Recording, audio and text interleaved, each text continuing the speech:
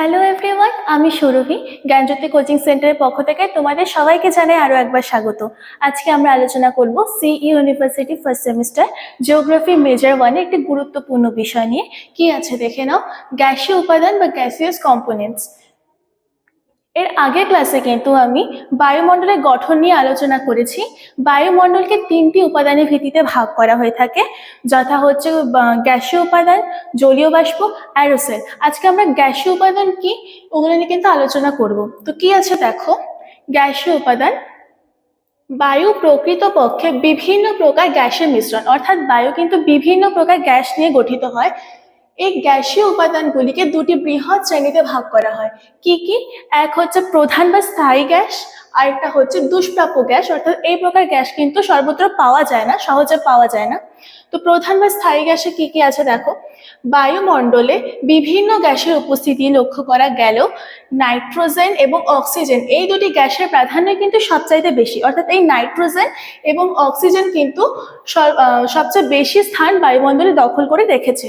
এই দুটি গ্যাস বায়ুমণ্ডলে শতকরা 90% স্থান কিন্তু দখল করে রেখেছে। নাইট্রোজেন কতটা? 78.08% স্থান কিন্তু বায়ুমণ্ডলে দখল করে রেখেছে, এবং অক্সিজেন হচ্ছে প্রায় 20.9% কিন্তু দখল করে রেখেছে। বায়ুমণ্ডলে এদের অনুপাত হচ্ছে 4:1, অর্থাৎ এই নাইট্রোজেন এবং অক্সিজেনের অনুপাত বায়ুমণ্ডল হচ্ছে 4:1। এছাড়া অন্যান্য স্থায়ী গ্যাসগুলি হলো carbon dioxide, argon, neon, helium, krypton, hydrogen, xenon, ozone ইত্যাদি।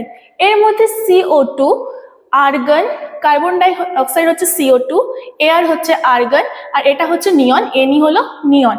এর পরিমাণ যথাক্রমে রয়েছে, অর্থাৎ CO2 এর পরিমাণ বায়ুমণ্ডলে 0.036%, আর্গনের পরিমাণ রয়েছে দেখো 0.93%, আর যেটা নিয়ন রয়েছে ওটার পরিমাণ বায়ুমণ্ডলে অনেকটা কম, 0.0018% কিন্তু রয়েছে। পরিমাণ অনুযায়ী বায়ুমণ্ডলে উপস্থিত এই সকল স্থায়ী গ্যাসীয় উপাদানকে কিন্তু আবার দুটি ভাগে ভাগ করা হয়। এই দুটি ভাগ কি কি আছে দেখো, প্রথম ভাগটি হচ্ছে প্রধান গ্যাসীয় উপাদান। প্রধান গ্যাসীয় উপাদানের মধ্যে কি কি আছে? নাইট্রোজেন,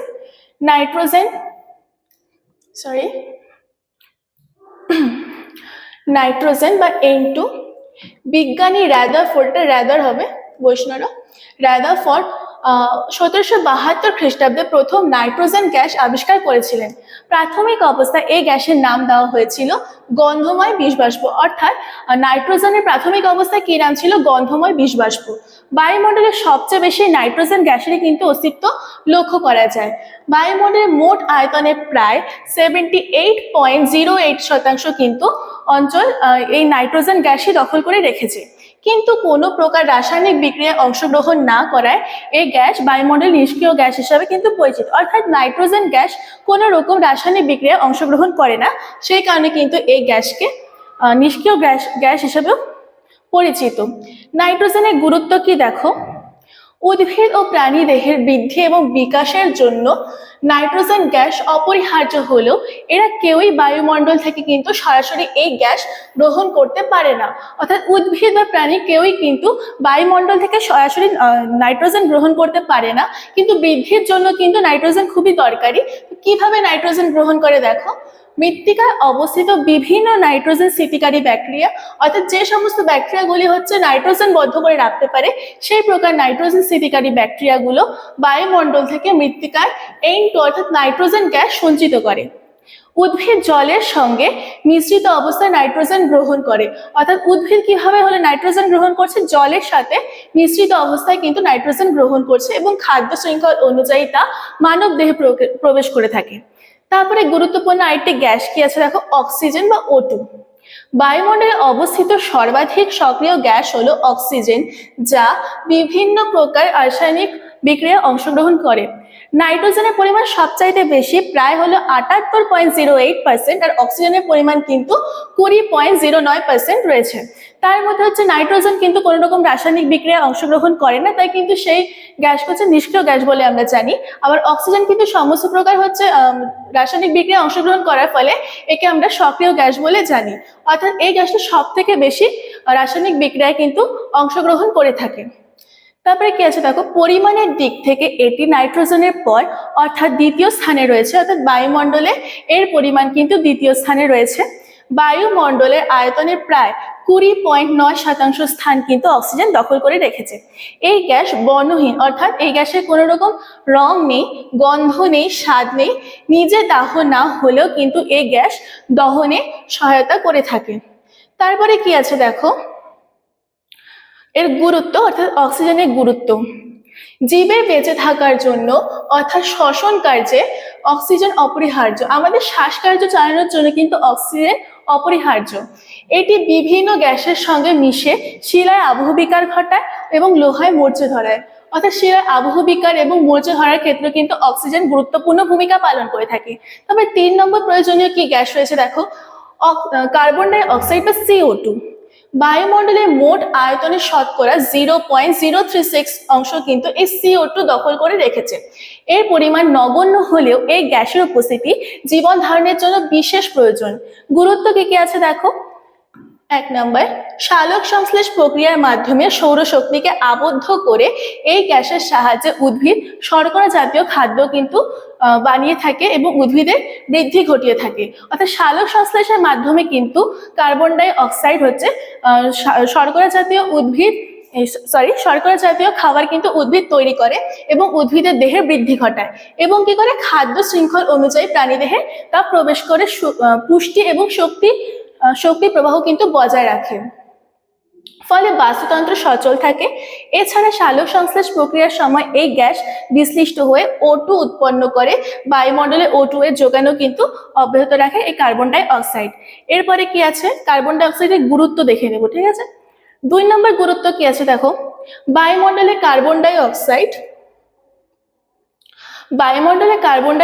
গ্রিন হাউস গ্যাস রূপে কিন্তু কাজ করে। CO2 ক্ষুদ্র তরঙ্গের সৌরশক্তি শোষণে অক্ষম হলেও দীর্ঘ তরঙ্গের আলোক রশ্মি উত্তম শোষক, অর্থাৎ CO2 কিন্তু দীর্ঘ তরঙ্গের আলোক রশ্মি উত্তম শোষক। তাই আগত সৌর বিকিরণকে বাধা না দিলেও ভূপৃষ্ঠ থেকে যে বিকিরিত দীর্ঘ তরঙ্গ রয়েছে তা কিন্তু শোষণ করে নিম্ন বায়ুমণ্ডলের উষ্ণতাকে কিন্তু বজায় রাখে। বায়ুমণ্ডলে CO2 এর যদি পরিমাণ কমে যায় কি হবে, পৃথিবীতে বিশ্ব হিমায়ন নেমে আসবে।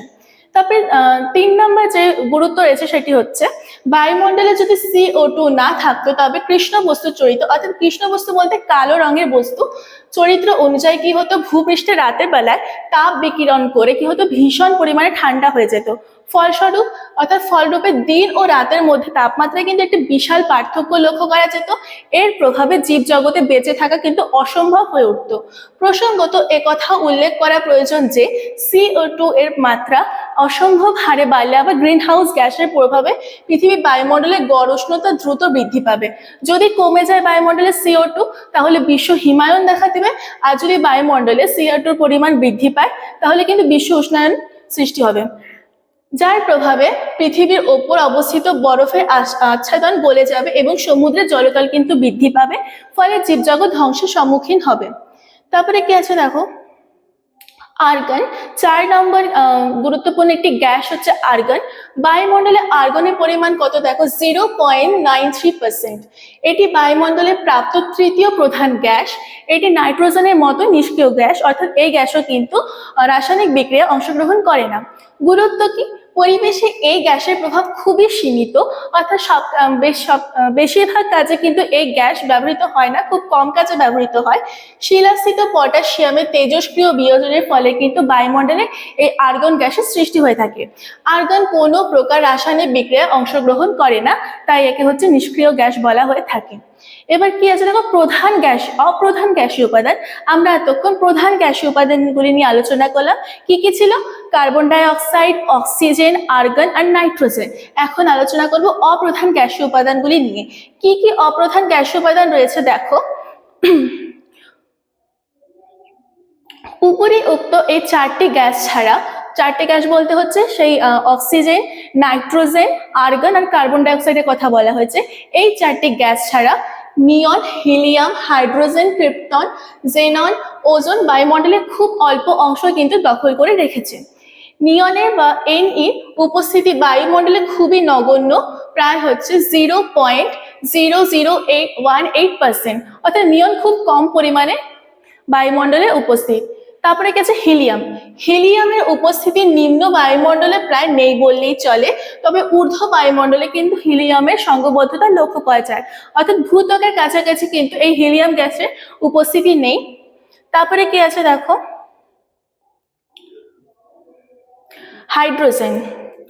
প্রধানত ঊর্ধ্ব বায়ুমণ্ডলে ভূপৃষ্ঠ থেকে প্রায় 1500 কিলোমিটার অধিক উচ্চতায় কিন্তু এই হাইড্রোজেন লক্ষ্য করা যায়। নিম্ন বায়ুমণ্ডলে অতিবেগুনি রশ্মির প্রভাবে জলীয় বাষ্প ও মিথেনের ভাঙনে কিন্তু হাইড্রোজেন উৎপন্ন হয়। তাহলে অতিবেগুনি রশ্মির প্রভাবে জলীয় বাষ্প এবং মিথেন যখন ভাঙে, সেই ভাঙনের ফলে কিন্তু হাইড্রোজেন উৎপন্ন হয়ে থাকে। কিন্তু আণবিক ওজন সবচেয়ে কম হওয়ায় এর ঘনত্ব কমে যায়, তাই এটি ক্রমাগত ঊর্ধ্বমুখী হয়ে বায়ুমণ্ডলের সবচেয়ে উপরের স্তরে অবস্থান করে, অর্থাৎ হাইড্রোজেন কিন্তু সবচেয়ে উপরের স্তরে অবস্থান করছে। তারপর আছে ওজোন। ওজোন হচ্ছে সংকেত O3 গ্যাসের ওজোন গ্যাসের উপস্থিতি ভূপৃষ্ঠ সংলগ্ন বায়ুমণ্ডলে খুবই কম, অর্থাৎ ভূপৃষ্ঠ সংলগ্ন বায়ুমণ্ডলে নিচের দিকে কিন্তু ওজোন খুব কম পরিমাণে রয়েছে। প্রধানত ভূপৃষ্ঠের উপরে 15 থেকে প্রায় 35 কিলোমিটার উচ্চতার মধ্যে বলয়ের আকারে কিন্তু এই ওজোন গ্যাস অবস্থান করে।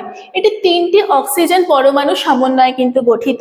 সূর্য থেকে আগত অতি বেগুনি রশ্মি বা ইউভি রশ্মির প্রভাবে একটি অক্সিজেন অণু কি করে, একটি অক্সিজেন পরমাণুর সাথে যুক্ত হয়ে এই ওজোন গ্যাসের সৃষ্টি করে। ইউভি রশ্মি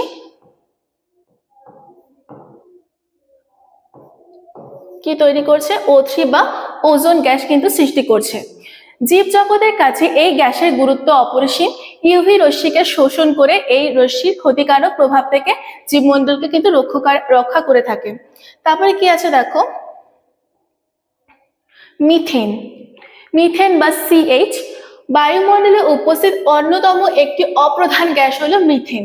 প্রধানত জৈব পদার্থের পচনের ফলে এই মিথেন গ্যাসের সৃষ্টি হয় এবং বায়ুমণ্ডলে প্রবেশ করে। এগুলি গেল হচ্ছে অপ্রধান গ্যাসগুলোর নাম। এরপরে রয়েছে দুষ্প্রাপ্য গ্যাস। কি কি দুষ্প্রাপ্য গ্যাস রয়েছে দেখে নাও। প্রধান অপ্রধান গ্যাস ছাড়াও অন্যান্য আরো কিছু গ্যাস রয়েছে, সেগুলি প্রধানত প্রধান গ্যাসগুলি রাসায়নিক বিক্রিয়ার প্রভাবে কিন্তু সৃষ্টি হয়েছে। অর্থাৎ প্রধান যে গ্যাসগুলি রয়েছে, সেই গ্যাসগুলি যখন রাসায়নিক বিক্রিয়া ঘটায়, সেই সময় কিন্তু এই দুষ্প্রাপ্য গ্যাসগুলি সৃষ্টি হয়ে থাকে। তারপর কি আছে দেখো, বায়ুমণ্ডলে এই সকল গ্যাসের পরিমাণ আয়তনের দিক থেকে অত্যন্ত কম। এগুলি হলো সালফার ঘটিত গ্যাস, কার্বন মনোক্সাইড, হাইড্রোজেন পার অক্সাইড, পারদ, ক্লোরোফ্লোরোকার্বন, তারপর হচ্ছে নাইট্রোজেন ঘটিত গ্যাস ইত্যাদি। সালফার ঘটিত গ্যাসগুলির মধ্যে কি কি আছে, sulphur dioxide, sulphur trioxide, hydrogen sulphide প্রধান হচ্ছে এই হলো সালফার ঘটিত গ্যাস। তারপর হচ্ছে নাইট্রোজেন ঘটিত গ্যাস। নাইট্রোজেন ঘটিত গ্যাসের মধ্যে আছে নাইট্রোজেন ডাই অক্সাইড বা NO2। তো আজকে কিন্তু আমরা বায়ুমণ্ডলের গঠনে প্রথম ভাগ অর্থাৎ হচ্ছে গ্যাসীয় উপাদান নিয়ে আলোচনা করলাম। তো আমাদের আজকে আলোচনা কিন্তু এটুকুই ছিল। তোমাদের সবশেষে একটি ছোট্ট ইনফরমেশন আমি দিয়ে রাখছি, দেখো তোমরা যারা যারা ভাবছো আমাদের সাথে যুক্ত হবে, তারা স্ক্রিনে দেওয়া এই দুটো নাম্বারে কিন্তু কল করে আমাদের সাথে যুক্ত হয়ে যেতে পারো। তোমরা আমাদের সাথে যুক্ত হওয়ার যে সুযোগগুলি পাচ্ছ দেখে নাও। Live classes, high quality notes, recorded classes, 100% common suggestions কিন্তু তোমরা পেয়ে যাচ্ছ। যারা মেজর স্টুডেন্টস রয়েছে তাদের জন্য কোর্স ফি রাখা হয়েছে 1199, এবং যারা মাইনর স্টুডেন্টস রয়েছে তাদের জন্য কোর্স ফি রাখা হয়েছে মাত্র 699 করে। তো যারা যারা ভাবছো আমাদের সাথে যুক্ত হবে, দেরি না করে ঝটপট যুক্ত হয়ে যাও। এছাড়া আমাদের একটি অ্যাপ লঞ্চ হয়েছে পিস্টিকল এডুকেশন নামে, যার মাধ্যমে কিন্তু তোমরা 2026 থেকে সমস্ত পড়াশোনা চালিয়ে যেতে পারবে। আজকের জন্য এটুকুই, দেখা হচ্ছে পরের ক্লাসে। Thank you.